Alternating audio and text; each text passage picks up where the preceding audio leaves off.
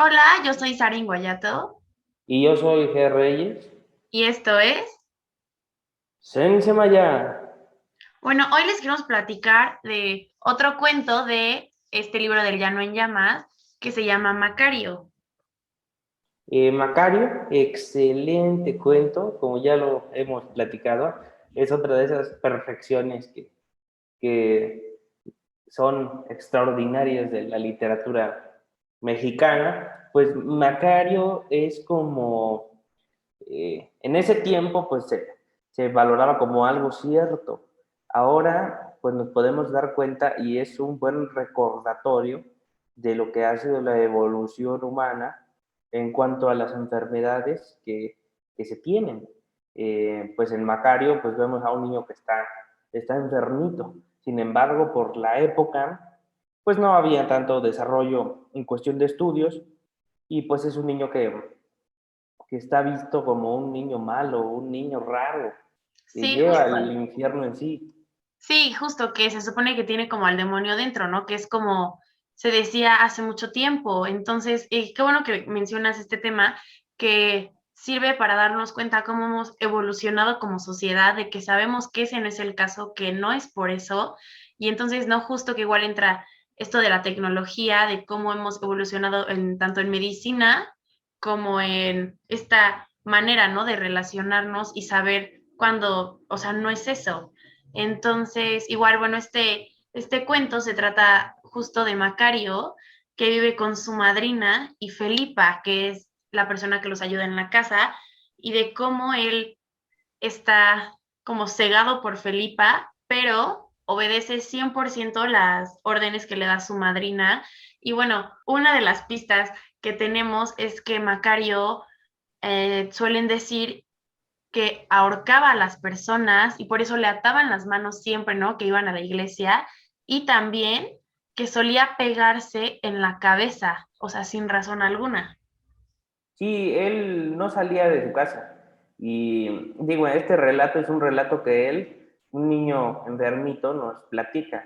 Y él dice que él no salía de su casa más que a oír misa, porque su madrina pensaba que si oía misa se le iban a espantar los demonios. En los costales donde él dormía había chinches y cucarachas y alacranes, y su madrina en el como presagio de que él se iba a ir al infierno por su enfermedad, le decía que el hecho de que hubiera cucarachas y chinches en sus costales donde dormía, pues era el presagio que ella tenía de que se iba a ir al infierno, de que por más que lo llevara a escuchar misa y le atara las manos para que no ahorcara a nadie, él se iba a ir al infierno. Sí, justo, y creo que pues, retratan lo que es como tener una disabilidad mental y no saber cómo controlarla, ¿no? En ese tiempo justo lo que dices es que rezaban diario y a él lo hacían rezar diario para que se curara y estuviera bien y no se fuera al infierno y ese tipo de cosas que, bueno, obviamente, pues si eres muy religioso, como justo, bueno, ese es otro tema que queremos tocar de este libro del Llano en Llamas, es que nos habla muchísimo de la religión. Y justo como es un libro post-revolucionario, tiene todas estas características que caracterizaban en sí a México en ese momento. Eso es importante, más bien, saber el contexto histórico del libro que estás leyendo para saber a qué se refieren y por qué está sucediendo esto. Sí, esa parte precisamente de ir a oír misa, pues tiene que ver con la posrevolución y que el mexicano se quedó en esas diáfanas aguas de no saber qué iba a pasar con su país. Y entonces se remiten a agarrarse de algo, que en este caso pues es Dios. Y ese Dios, ese ir a misa, ese catolicismo, también incluye aparte histórica de la conquista, que es la herencia que hacen los españoles a los mexicanos con el sincretismo religioso. Entonces, hablar de distintas culturas y colocarnos en distintos momentos históricos en un solo cuento, pues es parte de la cultura que nos va dejando esta parte de leer. Entonces, esa parte, y por ejemplo, él decía que quería mucho a Felipa, porque Felipa se sacrificaba por él. De los montoncitos de comida, Felipa le daba el suyo, y Felipa le decía que ella diario se confesaba por él. Felipa sí podía salir a la calle, y cuando salía a diario iba y se confesaba en las tardes para que a él le dieran la extrema unción cuando se muriera y no se fuera al infierno a pesar de ese mal que tenía, que no era un mal que le provocara una cuestión infernal, sino que ahora nos damos cuenta que era solamente una enfermedad. Sí, sí, exacto, justo. Como dices, es importante, ¿no? Esto del contexto histórico. Por ejemplo, este libro fue publicado por primera vez en 1953 por el Fondo de Cultura Económica y también, ¿no? Que tiene esto de que empieza el realismo mágico.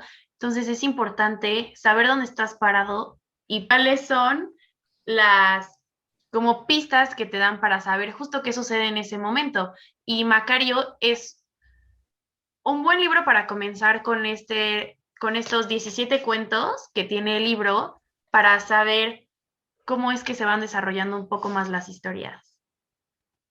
Sí, sí, yo la verdad disfruté mucho leer a Macario, ese sentirse a veces extraño que nos pasa cuando tenemos 14 años, 13 años, que a pesar de que no tenemos una enfermedad nos sentimos raros en el mundo, no nos sentimos identificados con nada. Entonces, leer y identificarnos con esa no identificación creo que es algo extraordinario, toparse con el gran Macario. Sí, así es. Esperamos que puedan leer este gran cuento y se puedan seguir con los otros 16 que tiene este magnífico libro.